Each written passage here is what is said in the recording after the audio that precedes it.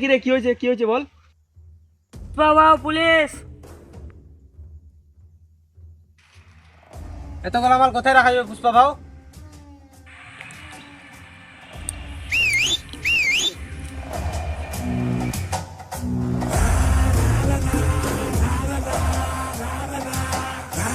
Police! Pushpa! কি ব্যাপার sir, এতদিন পরে দেখা হলো? না না, দেখাশোনা করতে আসিনি। শুনলাম নাকি তুই 2 নম্বরই কাজ করছিস। আপনাকে যদি কেউ বলে যে আমি কালকে তোমার বউয়ের ঘরে ঢুকেছিলাম, তাই কি মেনে নিবা? পুষ্পা! কি হয়েছে স্যার আগে বলুন তো, কি হয়েছে? কেন তো চুরি বুদুর করছেন? আমি চুদুর বুদুর করতে আসিনি। শুনলাম নাকি তুই লাল চন্দন পাচার করছিস। আপনাকে এগুলা চুদুর বুদুর খবর কে দিচ্ছে? অত কিছু বাদ দে পুষ্পা, তোর ভালোর জন্য বলছি। মালগুলো কোথায় আছে বলে দে। স্যার আমিও তো কিছু বলতে পারবো না। আপনার যদি তো মাল দেখার ইচ্ছা আছে, রাস্তার ধারে চলে যান, মাল দেখতে পাবেন। পুষ্পা, ওই মালের কথা বলছি না আমি। তাহলে কোন মালের কথা বলছেন আপনি? চন্দন কাঠ। চন্দন ঘাট, ওইটা আবার কি? ঠিক আছে পুষ্পা, তোকে একদিন না একদিন হাতে নাতে ধরবো মাল।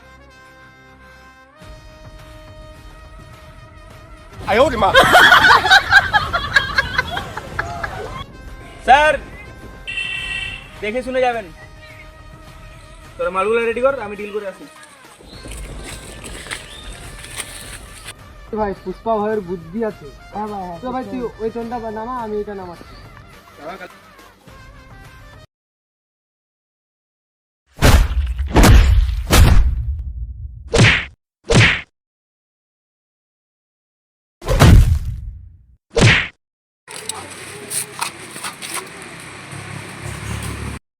তোর 25,000-এ হলো না, এখন 1 লাখ চাচ্ছিস?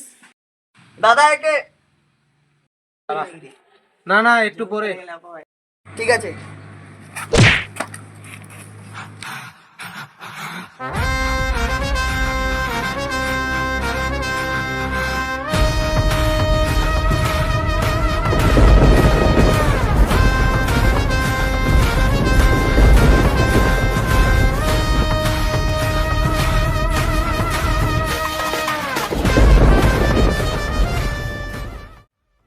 নিবি 1 লাখ?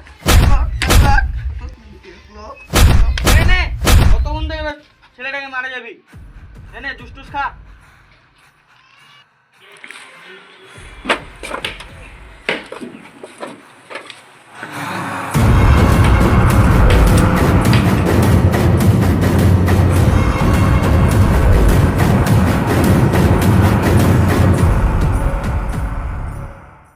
এটা তাড়াতাড়ি পরিষ্কার করে।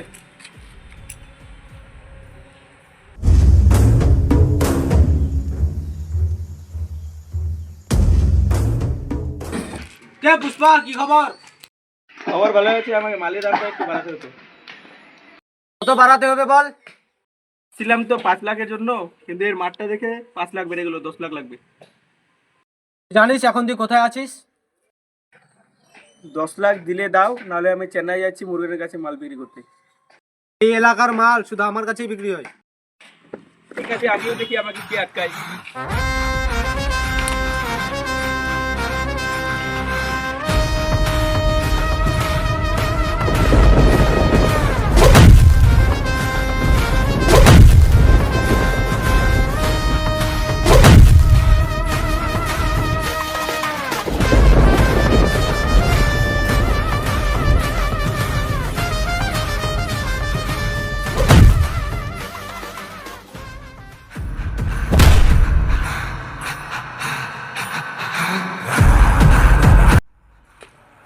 পুষ্পাকে কি মনে করেছিস তোরা?